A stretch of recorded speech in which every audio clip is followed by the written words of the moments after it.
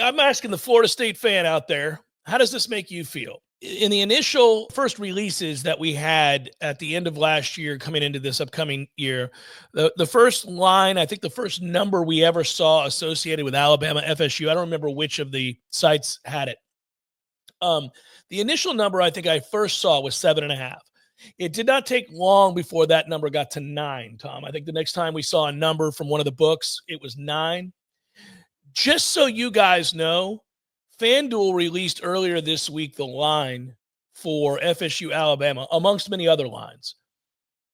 Alabama minus 11.5. Alabama minus 11.5.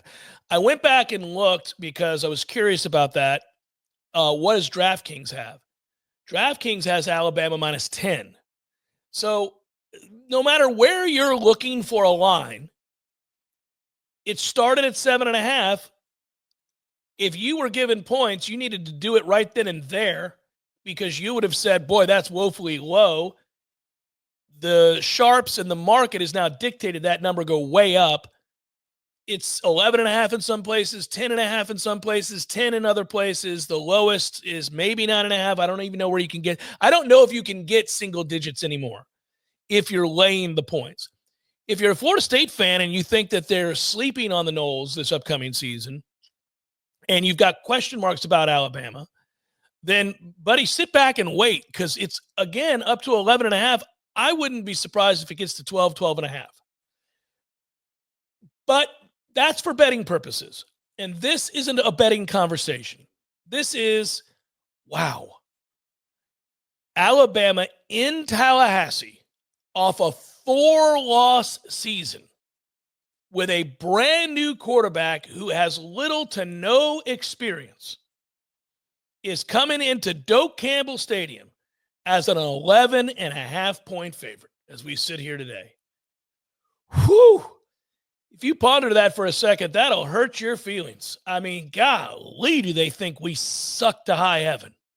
I don't know. I don't know that it hurts my feelings more than 2-10 did. I mean, this is the lag effect. You can't shake the lag effect of a bad record. And what I will say is if you want hope on this, number one, you could get better odds.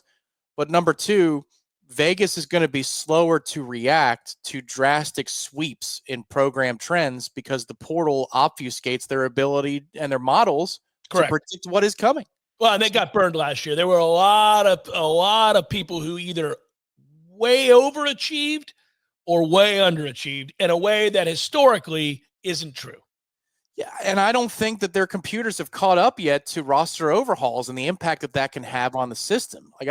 To me, I'm surprised that they have lines this far out. I understand what it's for. It's just to keep the business moving a little bit.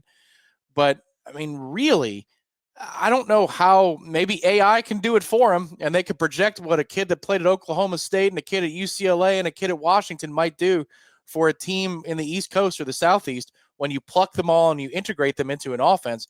But it's just very hard to set reliable lines if you're the house for a game like that. It's not to say that we shouldn't be prohibitive underdogs. I'm not trying to defend it to that, fundamental level. All I'm saying is we were significant favorites in many games to start last season, and it was a cash cow for people to just bet against Florida State before the market reacted to it. In this case, I do understand why the sharps would trend going in this direction, because once Milroe is out of the equation, as much as he can be a force for you in a given week, he wasn't a fit with this offense. So I think what people are working on here, or working for, is they're working towards the conclusion that DeBoer now has an offensive coordinator back in the fold, that they are of like mind, and they're going to have a quarterback that fits their system to go along with those recruiting classes against a Florida State team that didn't care very much to play last year. And until further notice, they're going to be that group again. When I say it hurts my feelings, it's not about questioning the legitimacy of the line or the reasons why, as you just articulated properly. It is that I don't like it when my program is in such a state of disarray where that could even be a possibility. That you could be double-digit underdogs at home against anybody on earth, the Dallas Cowboys. Like, it ought not be, if Florida State's anywhere where they need to be, that you should be, and I'm kidding about the Dallas Cowboys. That's hyperbole, although the Cowboys kind of suck. I mean, golly, there shouldn't be a college football team in America, not Ohio State, not Alabama, not Georgia, not anybody that should be an 11.5-point favorite over our beloved Noles at home in a season opener. It just shouldn't happen.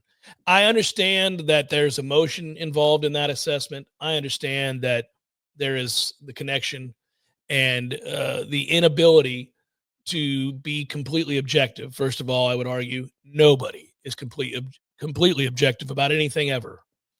But I understand that I'm more influenced by a passion for Florida State than maybe a guy who's from, Cincinnati and is looking at this line.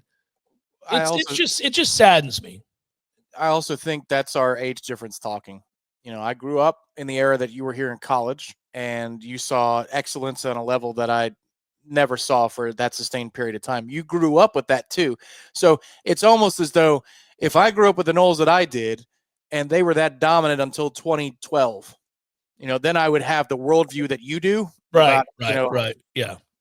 But I lived through the lost decade, which by comparison actually wasn't so bad relative to the last 5 or 6 years. Well, you know what I mean? Last 10 years, say for a couple in the middle there. The composite ranking of the last 10 years. If you look at relative skill level of this program in my 38 years versus your first 38 years, I could understand why it's an affront to you. And to me, I'm like, I could see it, because there's been more bad in my lifetime than there has been in yours with Florida State football. So it's like that's the last vestiges of your formative years. For me, I'm like, I could see it. I could see how a team rolls in here as a double-digit favorite. Yeah, and it's a different world, and I can remove the fan in me, and I can look at us and objectively state how poor and how sorry we were a year ago, and I can get down in the muck with the best of them regarding that, because that's a fair and honest assessment of something I'm passionate about that angers me.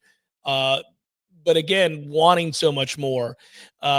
So, it's weird to be able to do that and to say, no, if we're being honest here, let's talk about what this program is. I can have those conversations, but somehow when I see that line, it is a weird slap in the face and reminder in totality, not in singular, of where we're at. So it's tough. Final hour forthcoming. Stay with Jeff Cameron Show, 93.3 Real Talk Radio, Warchant TV.